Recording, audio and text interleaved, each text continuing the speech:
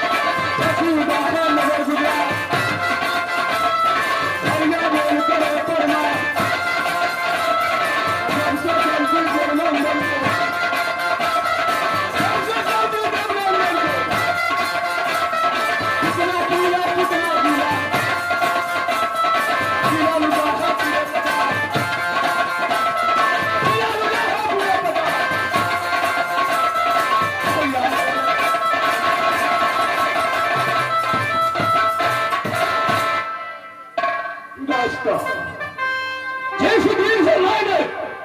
रहा जो पिगली में पैदा लिया हो मर गया माँ का लाल जो पिगली एक समय के बाद बस तू कहाँ लगाया हुई रात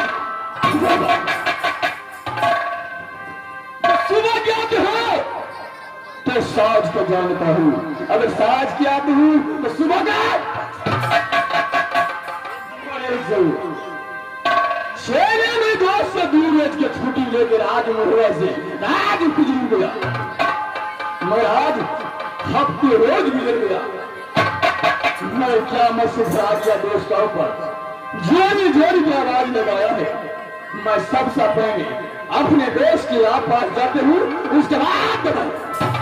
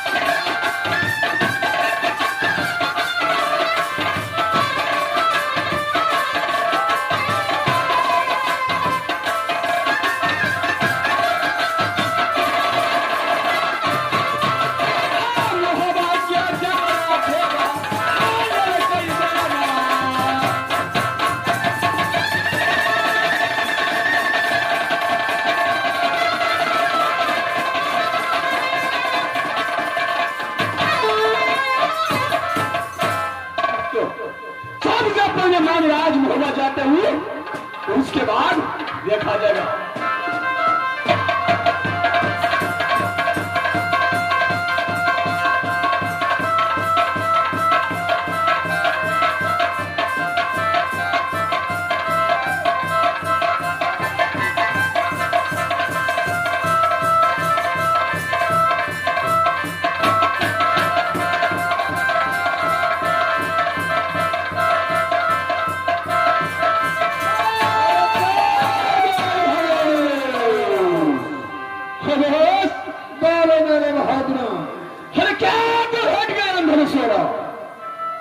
तो घटे का डोरा तोड़ क्या टूटी हो है डोरी मुझे रूठ के बोला हो जोड़ी ना तो घट गए अंधर सोना तो घटे कटोरा दो ना कुछ कीमती मेरे फायदे में फिर क्या रूप करो हरे कार्य सारा चोरी किया कोरोना गुंडा बात बनाओ हाला बता दो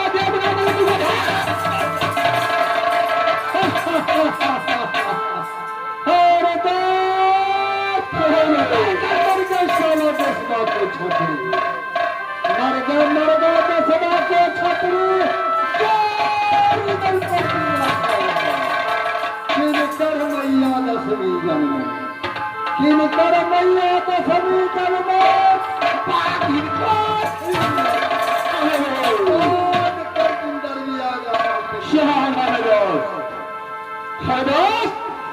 ना सुना बनाते हो ना साज बनाते हो अब रतिया में जोड़ी जोड़ी क्या आवाज लगाते हो अरे जोड़ी यही तो मैं तुम्हें कहने के लिए चाह रहा बोलो मेरे दोस्त आज 6 महीनों से बैठे बैठे मोहब्बत के अंदर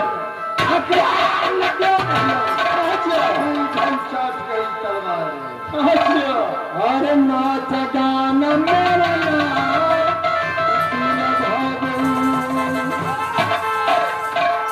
मेरे भूरिया की चोर है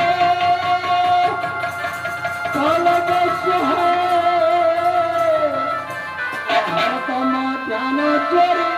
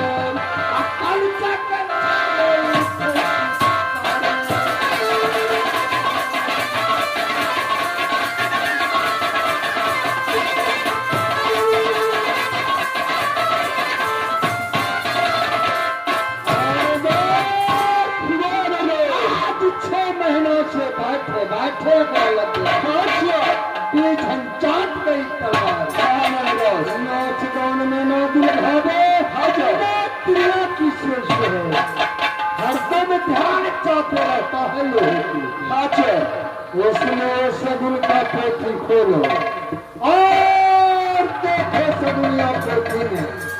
किस किला में कन्या उठे किस गटर में उठे शिकार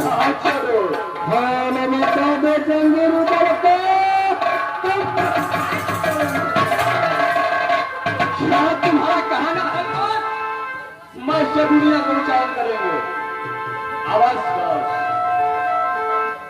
आज मैंने सदुनिया विचार आपके सामने में करेंगे। और जिस किला का नाम खुल जाएगा उसी की सगना चूर्ण बनेगा।